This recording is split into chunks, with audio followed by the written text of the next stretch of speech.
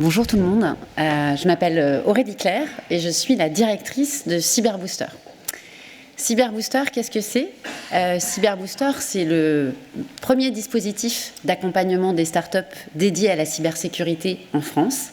C'est une initiative qui s'inscrit dans la stratégie nationale cyber et qui est portée par le Pool, qui porte notamment la French Tech Rennes Saint-Malo et qui accompagne les startups, et par Axeléo, qui est un acteur historique de l'accompagnement des startups dans le B2B SaaS et notamment dans la cyber.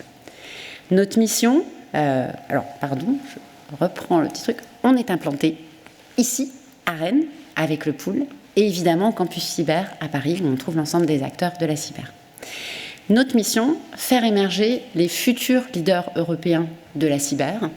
Et pour ça, on va intervenir aux côtés des entrepreneurs au démarrage de leur aventure, c'est-à-dire ce qu'on appelle le early stage, c'est-à-dire en amorçage. Et on va les accompagner pour accélérer leur rythme de développement et maximiser leurs chances de succès.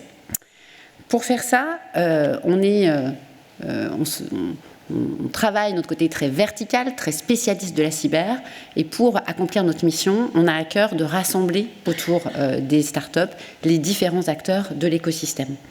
Et on peut donc compter sur un ensemble de partenaires très riches, à commencer par nos soutiens, parmi lesquels on peut trouver les institutionnels. Donc on travaille par exemple avec l'ANSSI. Alors, si vous avez bien fait attention sur mon slide d'ouverture, il y a des têtes de l'ANSSI qu'on pouvait reconnaître. On travaille avec l'ANSSI qui va nous aider à sourcer, à sélectionner les projets et à apporter leurs compétences et leur expertise aux startups au fur et à mesure de leur développement. On travaille avec la DGA qui nous apporte aussi son concours dans la sélection des projets.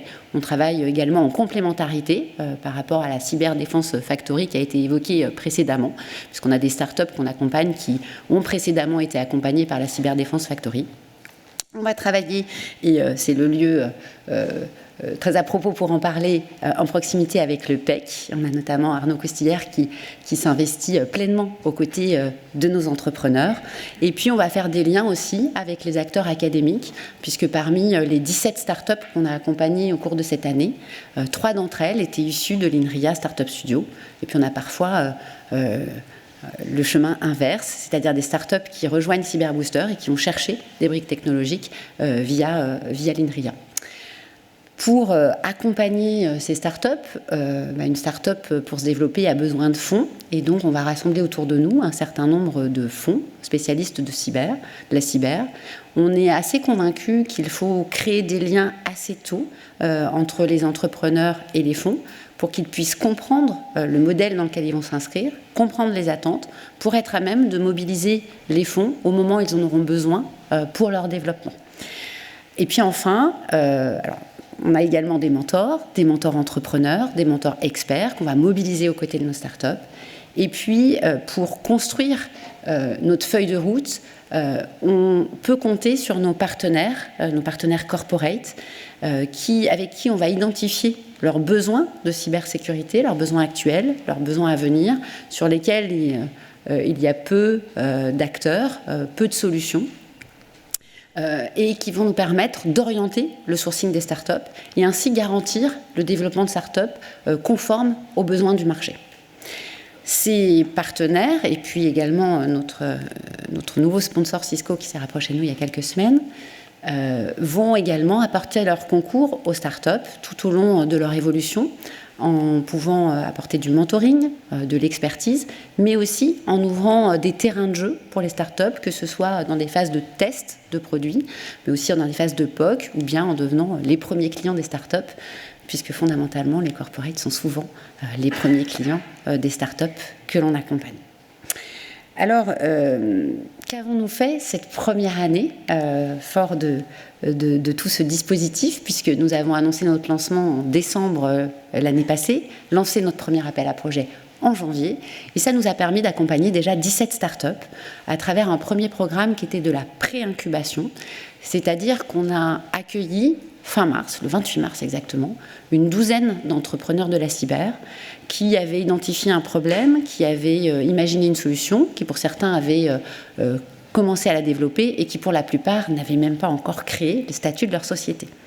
On les a dans un premier temps accompagnés pendant 3 mois pour challenger le problème qu'ils résolvaient, pour challenger leur parti pris, pour venir comprendre ce qu'ils faisaient de mieux ou de différent des acteurs du marché, afin de garantir le potentiel de leur marché. Après 3 mois, on a continué cette aventure avec 6 d'entre eux, qu'on a continué à challenger. On a travaillé avec eux leur feuille de route pour qu'ils puissent démontrer tout le potentiel du projet qu'ils portaient. Le 11 octobre dernier, ces 6 startups, dont vous voyez les logos ici, dont certains pitchent aujourd'hui. Vous avez vu tout à l'heure Stéphanie qui porte le projet d'Akimen.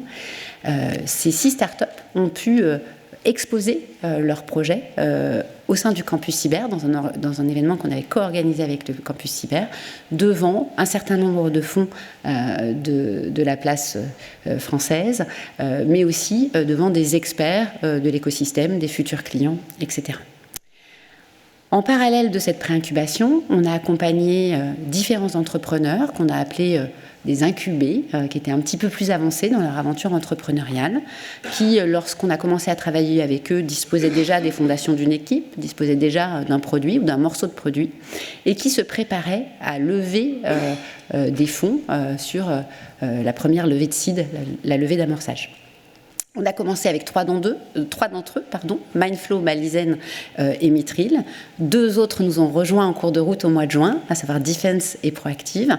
Et on les accompagne dans finalement le lancement, initier leur traction commerciale et se préparer à convaincre les fonds sur leur capacité à aller chercher le marché sur ce fameux Product Market Fit.